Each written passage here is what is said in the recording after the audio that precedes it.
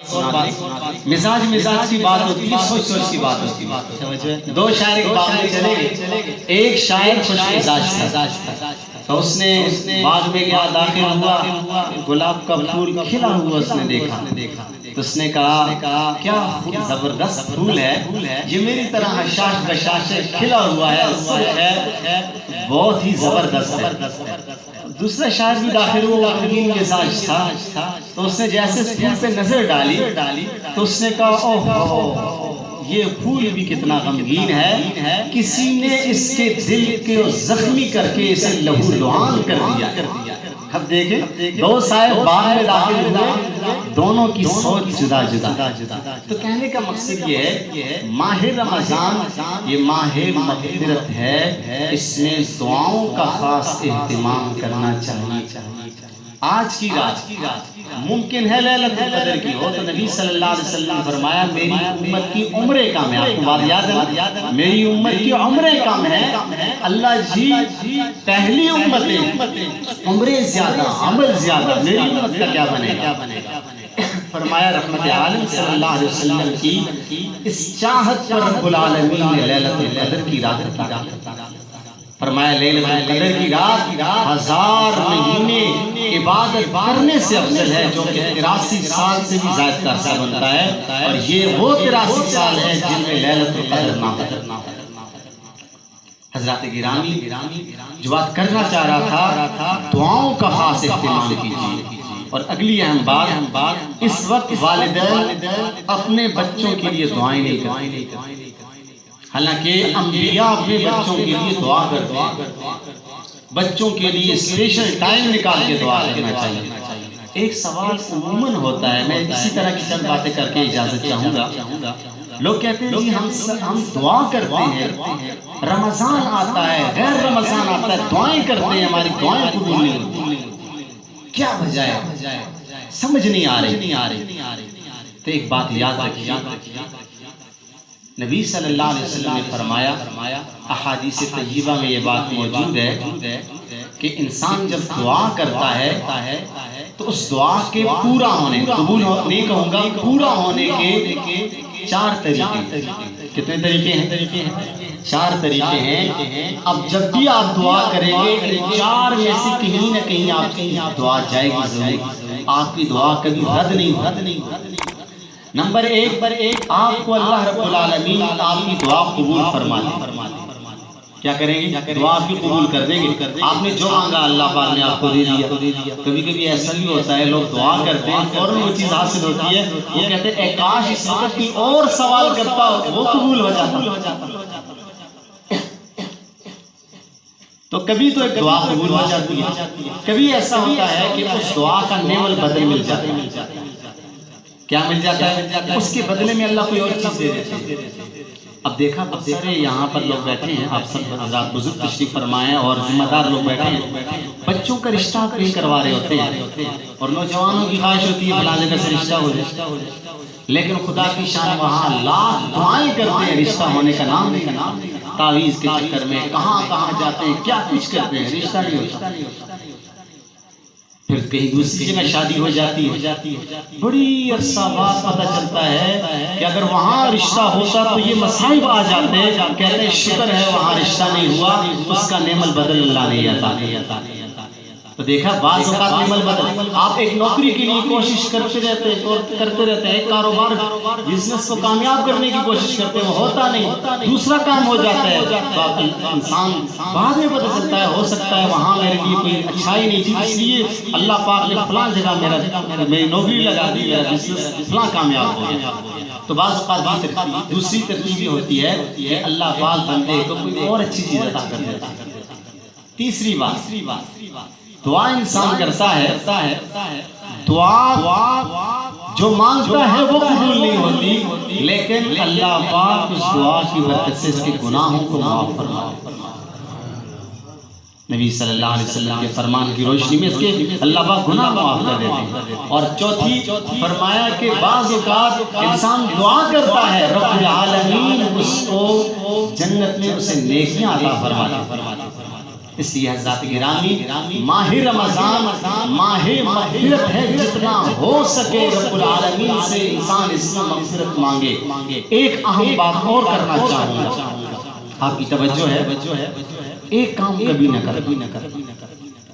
علماء نے بڑی سختی سے لکھا ہے، خدا کے شناور، خدا کی پہچان رکھنے والے، اس لیے کہتے ہیں نا کہ علماء سے جڑے، اہل دانش سے جڑے، وہ آپ کو نیکی کرنے کا گر سکھائیں۔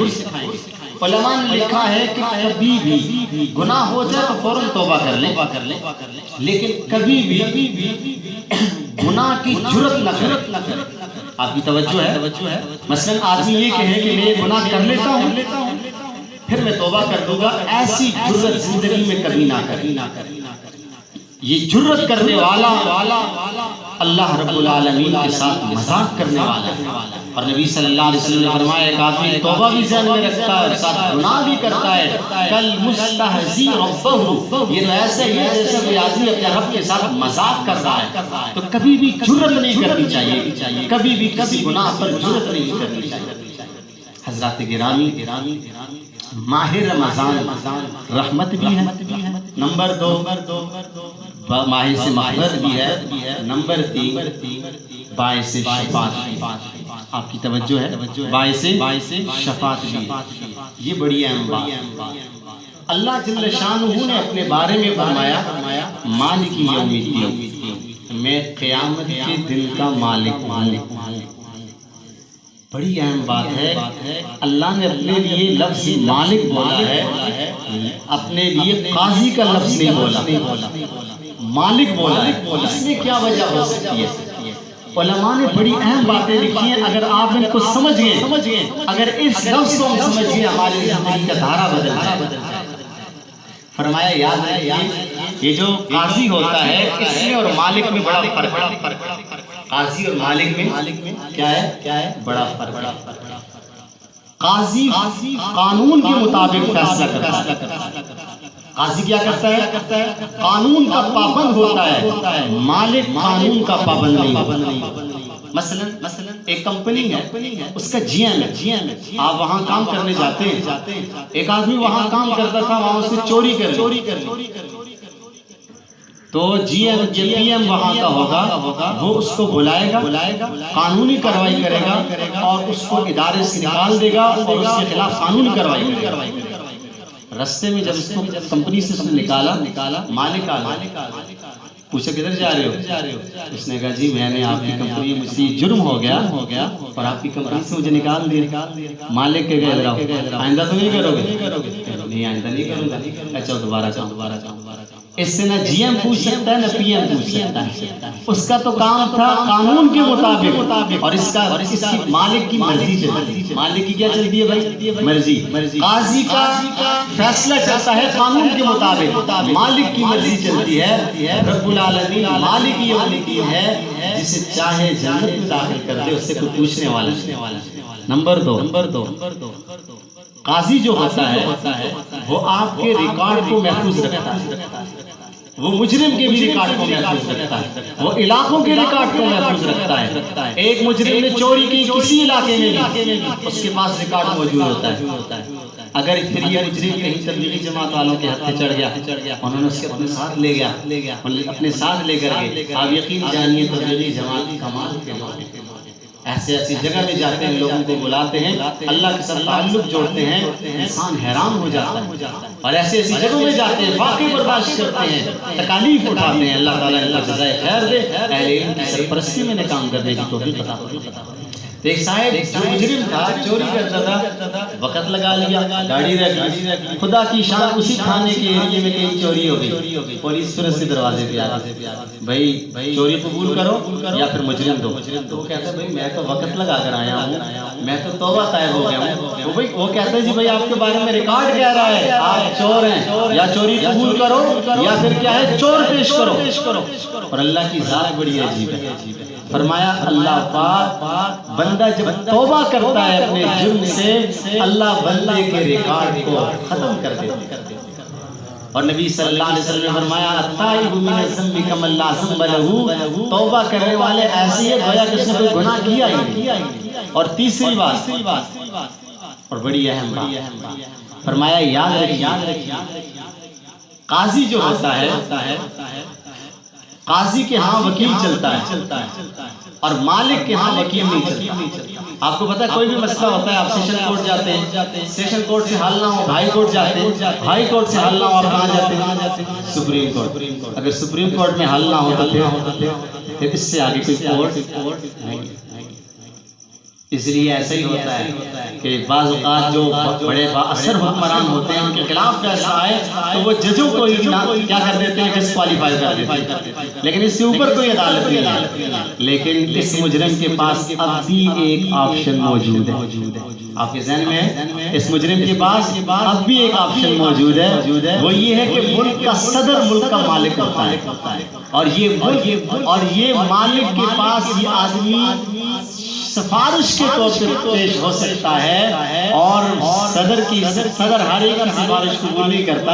وہ اپنی کسی پارٹی کو کسی تعلق دار کو ہی دیکھتا ہے, اس کے تعلق دار کو دیکھ کے اس سے جا کے رحم کی اپیل کرتا ہے. یہی وجہ آپ دیکھتے ہیں بہت سارے مجرم رمضان میں چھوڑ دیے جاتے ہیں. مختلف موقع پر حکمران جب موج میں آتے ہیں تو چھوڑ دیتے ہیں. فرمایا رب العالمین کی تو مالک ہے, اس کے ہاں سفارش کس کی چلتی ہے؟ نبی صلی اللہ علیہ وسلم نے فرمایا الصیام والقرآن یشفعان للعبد.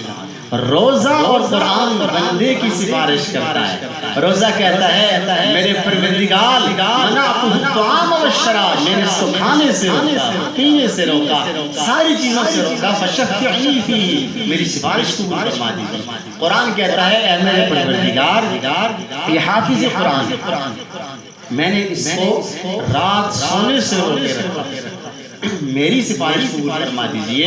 نبی کریم صلی اللہ علیہ وسلم نے فرمایا فیشفعانی رب العالمین, دونوں کی سفارش قبول فرمائیں. یہ گجرہان کا علاقہ ہے, وہاں ایک مولانا صاحب تقریر کے لیے گئے تو انہوں نے تقریر کی. انہوں نے کہا کہ ایک حافظ قرآن کتنے آدمیوں کو جنت میں داخل کرے گا؟ 10. تو وہ صاحب گھر آئے تو اپنی بیوی سے کہا ہمارے 2 بیٹے ہیں, ایک کو ہم ڈاکٹر بنائیں گے اور دوسرے کو ہم حافظ بنائیں تاکہ 10 آدمی کی سفارش ہو جائے.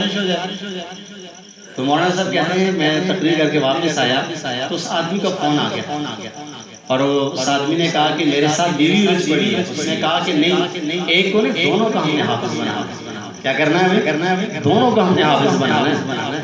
اس نے بیوی نے مولانا صاحب نے پوچھا آپ بیوی سے پوچھے وہ کیوں کہہ رہی ہے؟ تو بیوی نے کہا اصل بات یہ ہے کہ جب 2 بچے ہمارے, ایک بچہ حافظ ہوگا تو یہ جو دانتکے ہیں نا ان میں سے 10 آدمیوں کی شفاعت کر دے گا, میرے والدین اور نانکی کا کیا ہوگا؟ اس لیے 2 بچوں کو ہم حافظ بنائیں گے. کتنے بچوں کو حافظ بنائیں گے؟ 2 بچے. اس لیے حضرات گرامی کتنے خوش نصیب ہے یہ بچے, کتنا پیارا قرآن پڑھا گیا. آپ تو مصر کے قراء کو سنتے ہیں, عرب کے قراء کو سنتے ہیں. اللہ پاک نے نعمتیں ہمیں دی, اللہ ہمیں قدر کی توفیق عطا فرمائے. اس لیے آج ہی نیت کیجئے کہ مالک کی عدالت میں کیا چلتی ہے؟ سفارش چلتی ہے. ہمارا ڈائریکٹ تعلق مالک کے ساتھ ہوگا. ہم اپنے بچوں کو حافظ قرآن بنائیں. کیا کریں گے بھائی؟ ہم اپنے بچوں کو حافظ قرآن بنائیں. حضرات گرامی ماہ رمضان باعث رحمت بھی ہے, ماہ رمضان باعث مغفرت بھی ہے, ماہ رمضان جہنم سے خلاصی کا ذریعہ بھی ہے. یقین جانیے ہم اس دنیا کی مصائب اور آلام کو برداشت نہیں کر سکتے. کچھ ٹائم پہلے ایک نوجوان کو سانپ نے کاٹا, میں اس کے پاس گیا, 1.5 گھنٹہ وہ زندہ نہیں رہا, فوراً مر گیا. ہم دنیا کے ایک سانپ کی ڈسنے کو برداشت